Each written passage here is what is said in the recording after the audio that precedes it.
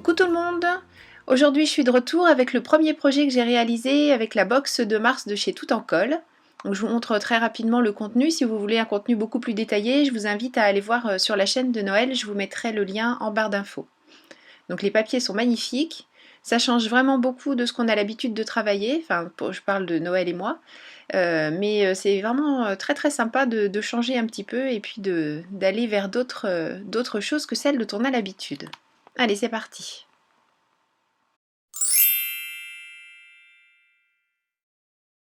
Je vais démarrer cet album en utilisant une des feuilles noires, une des 5 feuilles noires qui sont fournies dans la box.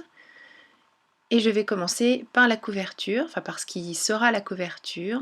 Vous allez voir, c'est un petit peu particulier. Donc je découpe un carré, pardon, je fais 2 marques à 18,5 et je découpe le carré ainsi obtenu. Donc je fais un seul repère, je m'aligne sur les traits de ma plaque de coupe. Et avec mon réglé, mon cutter, je fais mes découpes.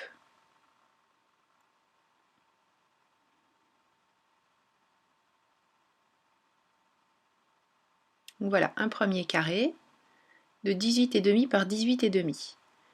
Je vais faire des repères à 3 cm tout le tour.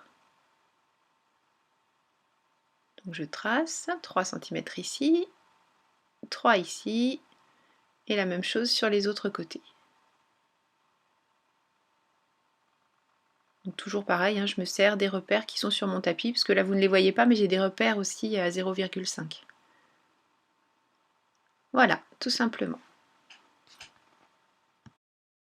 Dans une nouvelle feuille, je vais couper un second carré, mais cette fois-ci, il va faire 18,8 par 18,8 puisque c'est un carré. Donc je procède de la même manière que juste avant. Je me sers de mes repères de manière à avoir le moins possible de tracés à faire au crayon et donc à effacer ensuite. Et puis être le plus rapide possible, enfin non pas qu'il y ait de course ou quoi que ce soit, mais il y a des... Je préfère prendre du temps sur les choses vraiment nécessaires et en gagner sur ce qui peut être gagné. Alors à nouveau mes repères à 3 cm tout le tour. Et vous l'aurez peut-être déjà compris pour celles qui ont l'habitude de scraper, en fait on va réaliser un album dans une boîte. Donc la couverture qu'on est en train de tracer s'ouvrira à plat d'un côté et sera bien en forme de couvercle de boîte de l'autre côté. Donc sur le carré qui fait 18,5 par 18,5, sur un des côtés j'enlève les deux petits carrés, par contre en face je vais les garder puisque ça va me servir de pâte de collage. Donc je les garde mais je les coupe un petit peu en biseau de manière à ce que quand on va venir coller, ça ne dépasse pas de partout et que ça ne fasse pas de surépaisseur. Ça fera quelque chose de beaucoup plus propre. Elle n'a pas besoin d'en enlever beaucoup, hein, vous voyez, c'est vraiment très petit ce que j'enlève, mais ce sera quand même plus joli. Sur l'autre couvercle, oui on va l'appeler couvercle, de 18,5 par 18,5 cette fois-ci, j'enlève les 4 carrés. Puisque là on ne va rien coller, ce sera la partie qui s'ouvrira à plat. Une fois ces découpes réalisées, je vais marquer mes plis en utilisant mon réglé et ma bille à gaufrer. Donc je marque bien tous mes plis sans trop insister dans le papier, le but n'est pas de transpercer, hein, mais d'avoir des plis bien droits, bien nets. Et pour insister un peu et vraiment les marquer, j'utilise mon plioir. Voilà, ça c'est la partie qui recevra l'album. Et donc ça c'est la partie couvercle. De la même manière, je marque tous mes plis. Je fais les plis que j'écrase avec mon plioir. Alors j'utilise pas l'ongle ou tout simplement pour ne pas safeter le papier, pour ne pas le marquer. Vous savez, comme quand on repasse et qu'on marque, ça fait des marques brillantes. Et voilà à quoi ressemblera l'album, mais beaucoup plus tard. Pour l'instant, on va s'occuper de la structure des pages et on collera tout ça après puisqu'on veut l'habiller et ce sera plus pratique si ça n'est pas collé. Alors pour correspondre aux dimensions de mon couvercle, je vais faire des pages de 12 de large avec une pâte de collage à 0,5. Donc là en fait j'en fais deux dans cette feuille. Et je vais tracer ma hauteur jusqu'en bas, je coupe pour avoir mes 2 pages, et en fait je vais garder toute la hauteur. Donc ma page fait bien 12 de large avec 0,5 de pâte de collage que je vais tout de suite marquer avec ma bille à gaufrer. Voilà, comme ça je la matérialise bien, ce sera plus pratique pour vous. Et cette petite pâte de collage, on ne va pas la garder jusqu'en bas puisque vous avez bien compris qu'une page longue comme ça ne tiendrait pas dans l'album. Donc je fais une marque à 12,5 que je marque, dont je marque le pli, pardon. Et voilà, ça nous fait un rabat. Et je ne vais garder la pâte de collage que sur la hauteur de page et je supprime celle qui correspond au rabat puisque ça, là on ne collera pas. On veut garder la mobilité de ce volet. Et je réalise exactement la même chose avec le morceau que l'on a découpé qui se trouve là à droite de l'écran.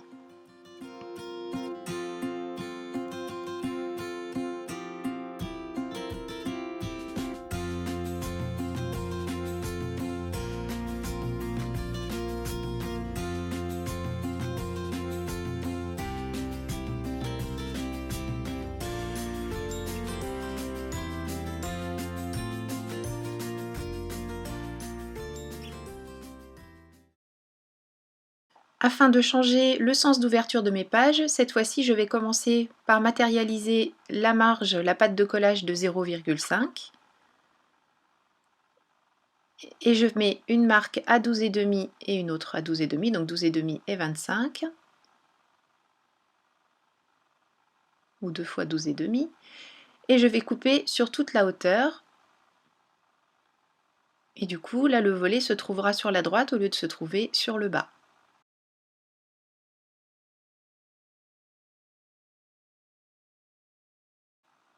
Comme tout à l'heure, pour réaliser le volet, je fais tout simplement une marque à 12,5 et je réalise le pli avec ma bille à gaufrer. Et je fais la même chose pour la seconde feuille.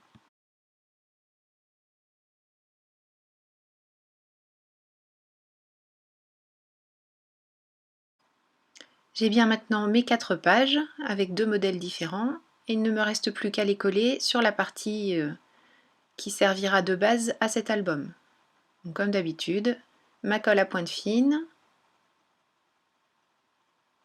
je me cale par rapport au pli de manière à ne pas gêner l'ouverture et la fermeture future de l'album.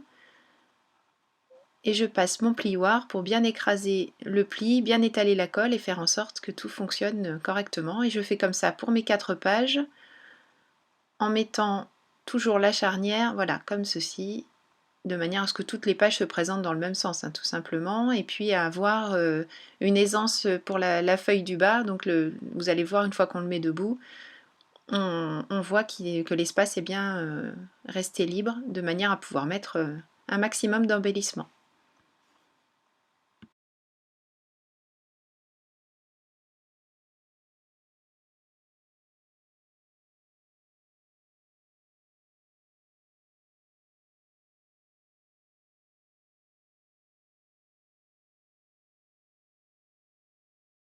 Voilà, les pages sont maintenant placées. Donc j'ai alterné un volet qui s'ouvre vers le bas, un volet qui s'ouvre vers la droite, et ainsi de suite. Il ne reste plus qu'à relier cette partie à la partie couvercle. Je ferme d'abord le couvercle en mettant bien les petites languettes vers l'intérieur. Je mets des pinces à linge ou n'importe quelle pince, hein. J'ai mes vieilles pinces à linge qui me suivent depuis le début. De toute façon, cette colle a une prise vraiment rapide, donc il n'y a pas de souci, ça va tenir sans problème. Et voilà, la structure de l'album est terminée. Passons à la déco.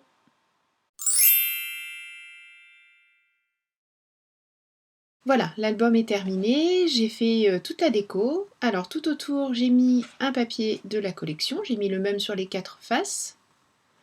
Sur la face avant, j'ai mis une des étiquettes de la planche d'étiquette. On a toutes des planches d'étiquette, donc j'en ai mis une ici. J'ai mis également des cœurs et un des mots de la planche que Noël nous a découpée. J'ai remis une étiquette qui rappelle le papier des côtés. Et puis une autre étiquette à poids ici, pour faire un rappel cette fois de cette étiquette-ci. Voilà, c'est découpé avec des die, hein, on voit il y a des petites coutures autour. Et cette magnifique finition brillante, je l'ai réalisée avec le stylo paillettes Spectrum Noir. Il est magnifique, franchement. J'aimais déjà bien le résultat avec le Wink of Stella, mais je préfère encore celui-ci. Vraiment, je suis contente d'avoir testé par rapport au Wink of Stella, que j'ai toujours, il est pas complètement terminé, donc je pense que je m'en servirai. Je crois que c'est Nell qui nous l'avait montré. J'ai vu sur des vidéos américaines aussi, mais si vous voulez une démo en français, il me semble que c'est Nell Veachan qui nous montrait comment elle aquarelle avec son Wink of Stella. Et là, sincèrement, la vidéo parle d'elle-même, la brillance est somptueuse.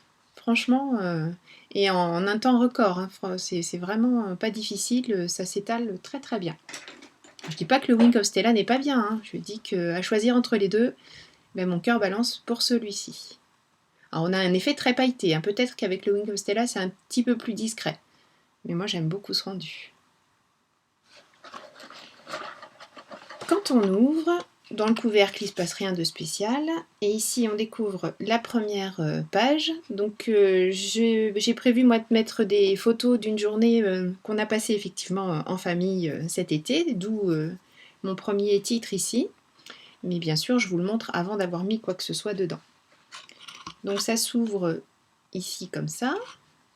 Là, sur ma première page, quand on ouvre, j'ai fait avec le pochoir qui est fourni dans la box.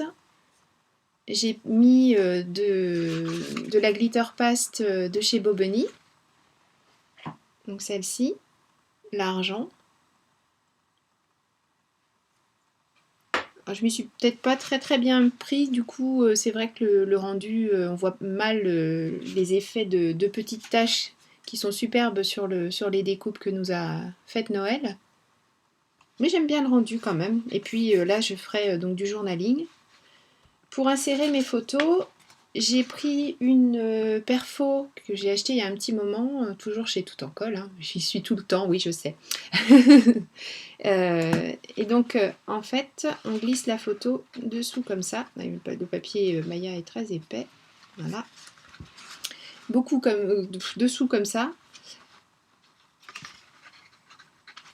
Et on ressort ici. Voilà, ce qui fait que la photo est bien tenue, puis ça fait des jolis angles. Donc quand j'ai fait mon collage, bien sûr, je n'ai pas mis de colle dans les coins, j'ai mis de la colle uniquement sur les côtés ici, il n'y a pas de souci. On évite d'en mettre là en fait, voilà, puis on peut en mettre partout ailleurs. Mais il faut bien éviter d'en mettre ici pour pouvoir ressortir la photo. Alors, on pourrait coller l'angle, mais après glisser la photo serait un petit peu plus difficile. Non, on pourrait. Moi je les ai laissés de manière à pouvoir soulever et glisser ma photo dessous plus facilement, mais on pourrait coller les petits angles aussi. Enfin voilà, ça c'est un petit détail. Voilà pour la première page. Ensuite, quand on ouvre, même principe ici. J'ai fait, ah oui, je vais vous montrer plutôt comme ça, donc vous vous souvenez de la structure des pages. Ici j'ai mis un des papiers, donc c'est une chute de ce qui me restait du couvercle. À nouveau un petit mot avec du sparkle de Spectrum Noir. J'ai découpé une des plaques pour faire un insert ici, donc une pochette avec le papier. Ici j'ai collé, alors c'est comme une pochette, c'est sur le principe de ce que j'avais fait pour l'album à pochoir, vous vous souvenez. C'était collé juste sur le bas de manière à pouvoir glisser les pochoirs derrière. J'ai repris cette manière de faire ici pour cette pochette. Un des tags qui est fourni dans la box et du ruban fourni dans la box également. Ici, pour faire mes petits angles, j'ai utilisé un die comme pochoir.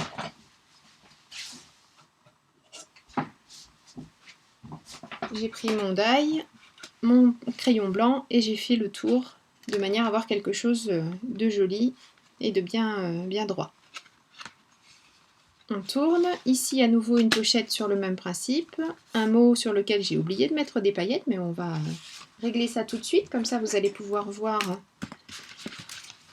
le crayon en action.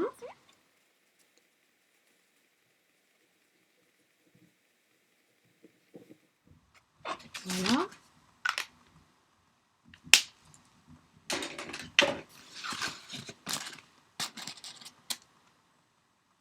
J'arrive plus à capter la lumière. Mais bon, on a bien toutes nos petites paillettes, il n'y a pas de souci.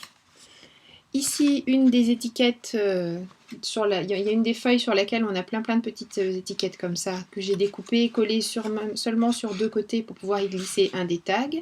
Et sur le tag, j'ai utilisé le pochoir et avec un feutre, j'ai fait du remplissage tout simplement.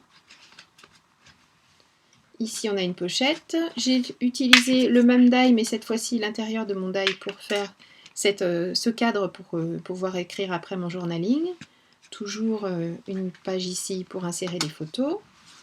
Ici, on retrouve le même principe de pochette collée juste sur le bas. À nouveau, un insert. Même principe, un démo, toujours avec les paillettes. J'arrive plus à capter les paillettes. Ici, un des tags. Quand on ouvre, on retrouve le leitmotiv du cadre utilisé pour faire ces petites décos blanches. Ici, à nouveau, un papier découpé, toujours collé, sauf sur les angles pour que je puisse glisser mes photos. Ici, beaucoup plus simple, puisque je vais coller une photo sur le fond, et puis j'en mettrai une autre ici. Donc j'ai vraiment laissé du noir. À nouveau une pochette, mais cette fois-ci je l'ai fermée sur tous les côtés parce que je vais mettre des petites choses dedans qui sont en rapport avec la journée et qui risquent de se sauver si jamais je ne ferme pas sur tous les côtés. C'est pour ça que je n'ai pas utilisé tout à fait le même principe que sur les autres pages. Et ici, une des petites étiquettes, on a une planche aussi hein, dans le papier, une étiquette pour faire un petit habillage. Et j'ai rien fait de spécial dans le couvercle, mais on pourrait le décorer également, bien sûr. Il y aura peut-être des choses qui viendront d'ailleurs après, une fois que j'aurai mis les photos. En tout cas, voilà, vous avez le principe général de cet album. Je trouvais ça sympa de ranger dans une boîte. Il y a un petit moment que j'ai... Bien sûr, c'est pas moi qui ai inventé ça. Hein. On en voit pas mal, notamment sur Pinterest. Et il y avait un petit moment que je voulais tenter. Donc voilà, je partage avec vous aujourd'hui. Mais j'espère que cet album vous a plu, qu'il vous a inspiré pour utiliser votre box à votre tour. Je vous souhaite un très bon scrap. Je vous fais des gros bisous et je vous donne rendez-vous à très bientôt pour une nouvelle vidéo. Bye bye!